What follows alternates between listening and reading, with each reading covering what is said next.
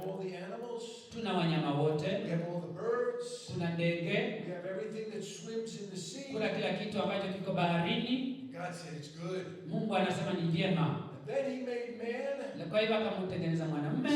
It's very good. Akasema ni mzuri sana. And he rested. Na akapumzika.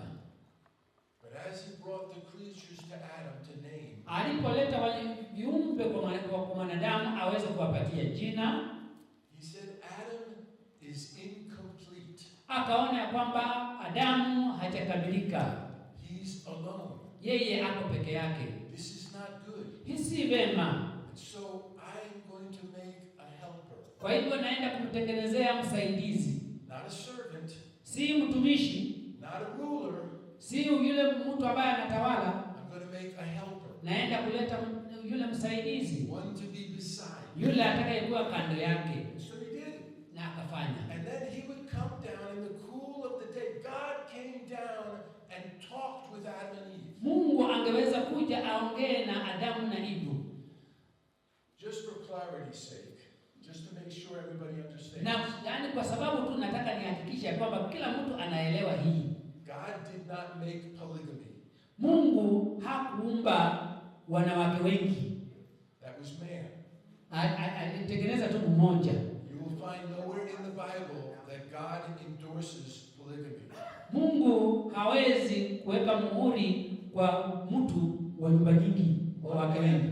One man, mwanamume mmoja, one woman. mwanamke mmoja. We started it from the very beginning. Hiyo ilianza hivyo mwanzo. We need to understand God's heart because lazima tuelewe moyo wa Mungu. There are things in the Bible for us to see. Kwa sababu kuna vitu katika Biblia ambavyo vinataka sisi tuone, but it does not mean God endorsed it. Na haimaanishi kwamba Mungu anaweka muhuri. You can look at when the Israelites sacrificed their children to the god Molech. Na unaweza kumbuka wakati ule ambao Waisraeli waliweza toa sadaka ya watoto wao. It's in the Bible. Iko kwa Biblia. But it sure wasn't something God agreed with. Na hiyo si kitu ambacho Mungu alikubaliana nacho. Neither is polygamy. Na hata ndoa ya wake wengi. And so it's in the Old Testament and the New Testament. Na katika Agano la Kale na Agano Jipya. That marriage ya kwamba ndoa is the closest thing to our relationship with God. Hiyo ni kitu kilicho karibu sana na uhusiano wetu na Mungu. In the book of Revelation, kitabu cha Ufunuo, says Jesus is coming for his spotless bride. Inasema kwamba Yesu anakuja kwa bibi harusi. So from Genesis kutoka kwa mwanzo all the way to Revelation, mpaka Ufunuo, God is talking about marriage. Mungu anaongea juu ya ndoa. Apostle Paul talks about marriage. Paulo anasema hivyo. Apostle Peter talks about Peter alinena juu ya mambo hiyo. Marriage is extremely important. Kwa hivyo ndoa ni kitu cha maana sana kwa Mungu. And it's not man's creation, it's God's. Na si kiumbe cha mwanadamu, ni cha Mungu.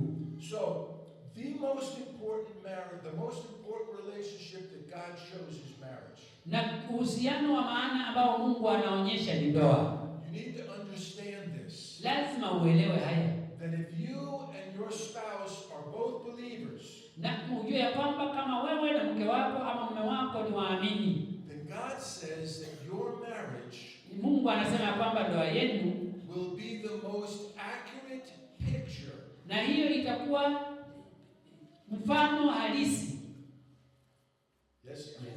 For your church to see the relationship God wants with them. Ili kanisa yako kuona uhusiano walionao na Mungu. That's what Jesus said.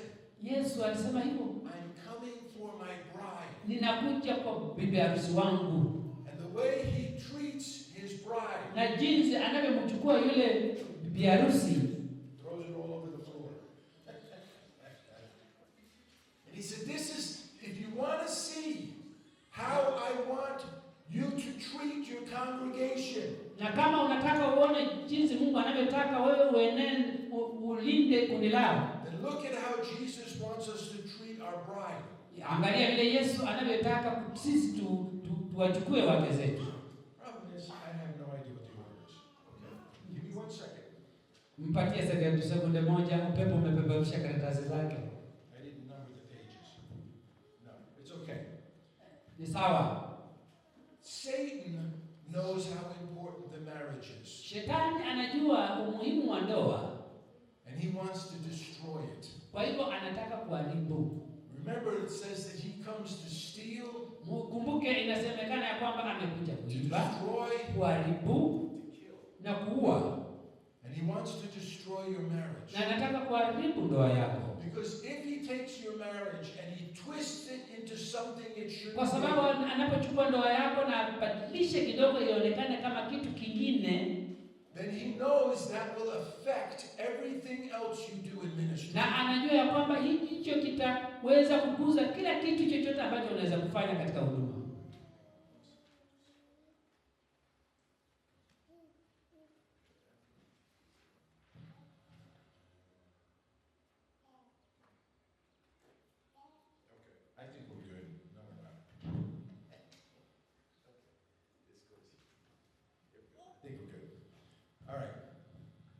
So, Paul talked about marriage in 1 Timothy. Paulo alinena juu ya ndoa katika Timotheo wa kwanza. And again, we're talking to leaders. Na tunanena juu ya viongozi. Whether that is the title of pastor or some other role as a leader. Kama wewe ni mchungaji wa kanisa ama wewe tu ni mshiriki lakini una uongozi kule nyumbani kwa watoto hata wako. And so when he describes the responsibilities of leaders. Na anaposema majukumu ya kiongozi. Starting in 1 Timothy 3 verse 1. Katika mlango kitabu cha Timotheo wa kwanza 3 kuanzia penyewe. It says this is a good saying.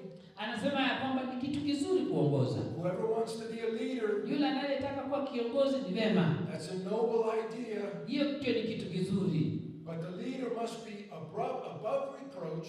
Lakini kiongozi lazima awe kiongozi mzuri. And the very second criteria.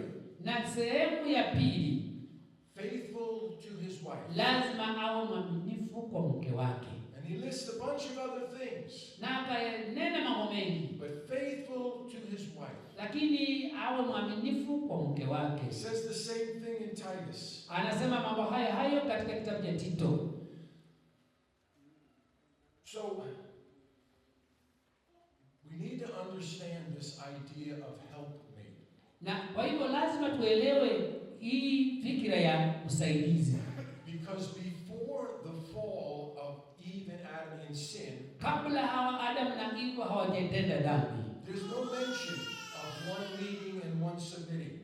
It's not there. Hatukuwa na kitu ambacho mmoja aongoze na mwingine amheshimu. Haikuwa. It's not till after the fall of mankind in sin. Watu walipoingia kwa dhambi, that God assigns roles. Ndio Mungu akaweka majukumu. And we need to understand. Lazima tuelewe. When God said Adam you will be head. Aliposema ya kwamba Adamu utakuwa kichwa. It was not a compliment. Na hii haikuwa tu kitu ambacho ameweka muhuri. It was actually because Adam failed. Alikuwa amefanya tu hivyo kwa sababu Adamu alianguka. Let's look at the passage in Genesis 3. Wacha tuangalie maandiko katika kitabu cha Mwanzo 3. Genesis 3 starting in verse 1. Mwanzo 3 kuanzia mstari wa kwanza. Okay, it says now the serpent was more crafty than any other beast of the field. Nasema kwamba Shetani alikuwa mjanja kuliko wanyama wote wa kondeni. And he said to the woman, na akaambia mwanamke, indeed has God said you shall not eat from the tree of any tree in the garden. Akasema kwamba hakika Mungu hajasema kwamba usikule kule kwa mti wowote katika hii bustani. The woman said to the serpent, now mwanamke akasema, from the fruit of the trees of the garden we may eat. Akasema katika matunda ya miti ambayo iko bustani tunaweza kula. But lakini from the fruit of the tree in the middle of the garden. Lakini kwa mti kwa matunda ya mti ulio katikati ya bustani tusile. God has said, Mungu alisema, you shall not eat from it or touch it or you will die. Tusikule matunda yake, tusiuguze. And the serpent said to the woman, na Shetani akaambia mwanamke, you will not surely die. Ninyi hakika mtakufa. For God knows